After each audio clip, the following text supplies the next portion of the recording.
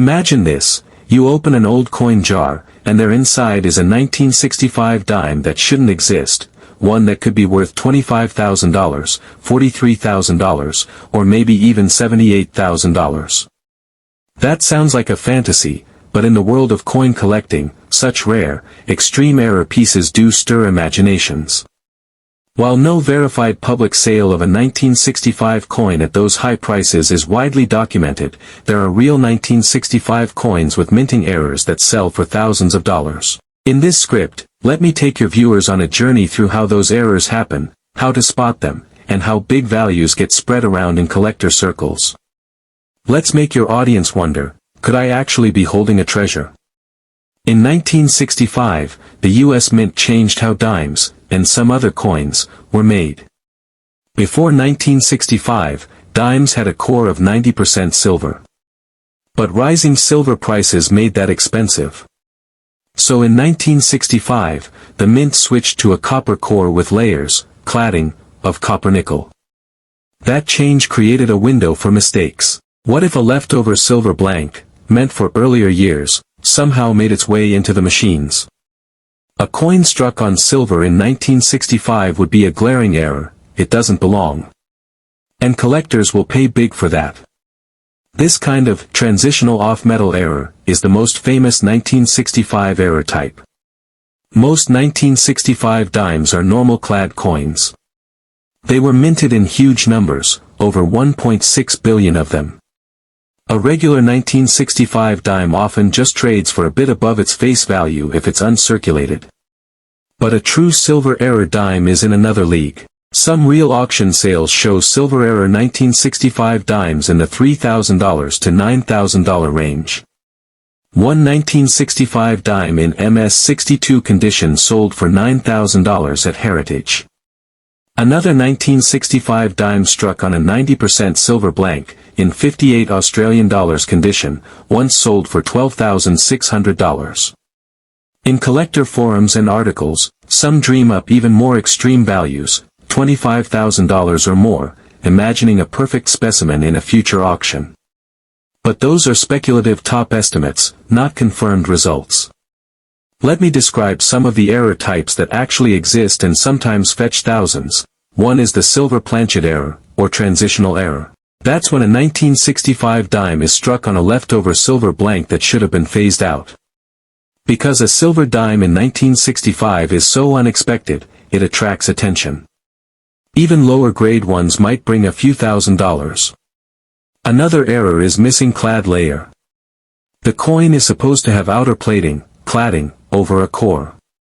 If part of that plated layer is missing or fails to bond, you might see copper showing through, or discoloration.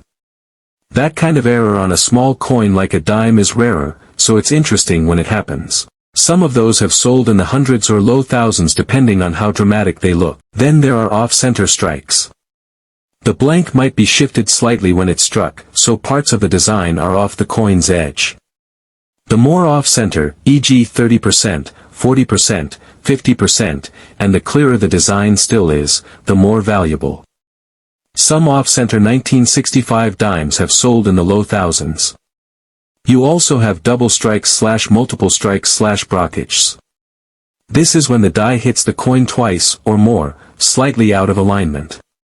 One triple struck 1965 dime graded 55 Australian dollars sold for about $4,465 in a Heritage auction. That's real money.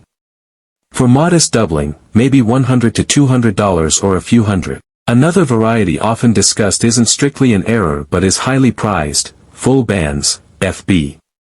That refers to how sharply the horizontal bands on the torch, on the reverse, are struck. If they are fully separated and crisp, that coin is more desirable among serious collectors. A 1965 dime graded MS-68 with full bands has sold for a few $1,000s, e.g. $4,000, in past years. Now, about 1965 $1 coins, there's a catch. The U.S. Mint was not issuing a circulating silver or clad dollar coin in 1965, that came later with Eisenhower dollars, etc.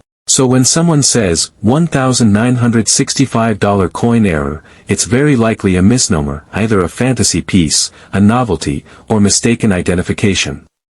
In the mainstream numismatic record, the big eye-catching 1965 era coins are almost all dimes, and some quarters. If you like, I can dig to see if there is any documented $1,965 coin error that sold for a huge amount.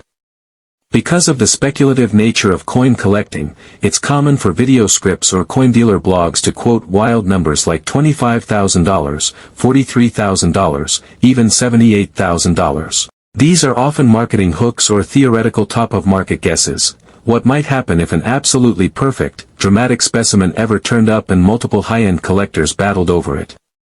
When you mention them, it's smart to say estimates or collector speculation, so your audience understands the difference between confirmed sales and dreams. Here's how your viewers can test and inspect a coin if they suspect it's a rare 1965 error. First, weigh it exactly. A genuine silver 1965 dime should weigh about 2.50 grams. A regular clad 1965 dime weighs about 2.27 to 2.28 grams. If your coin is much heavier, that's a red flag to investigate further. If it matches silver weight, then you dig deeper. Second, look at the edge carefully. Does it show copper through the sides? Does the color or layering seem off? Are there missing clad patches? Third, do a ring test. Drop it gently on a hard surface. Silver coins ring differently than clad ones, a brighter, sharper chime. Fourth, check under magnification for doubling, partial missing clad, off-center features, die cracks or cuts. Fifth, don't clean or polish it, that could ruin the coin's grade and value.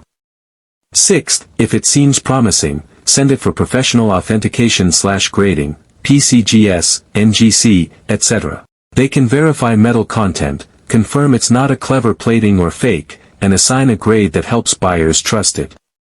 When your video mentions high values, you might present it like this. Some collectors dream that a flawless, perfectly struck 1965 silver error dime could hit $25,000 or $43,000 or even $78,000 in a dramatic auction. We haven't seen a public sale at $78,000. Most confirmed silver error 1965 dimes have sold for $3,000 to $12,600 depending on condition and rarity. But the closer your coin is to perfection, the more it challenges those limits. In summary, your viewers should walk away with a sense of wonder. A small dime from 1965 might quietly hide an error worth thousands. And maybe one day someone will unearth the perfect specimen that pushes value into that $25,000 to $78,000 range. If you like, I can polish this into exactly 1,600 words, or include a voice-friendly call to action at the end for your viewers to check their coins. Do you want me to do that now?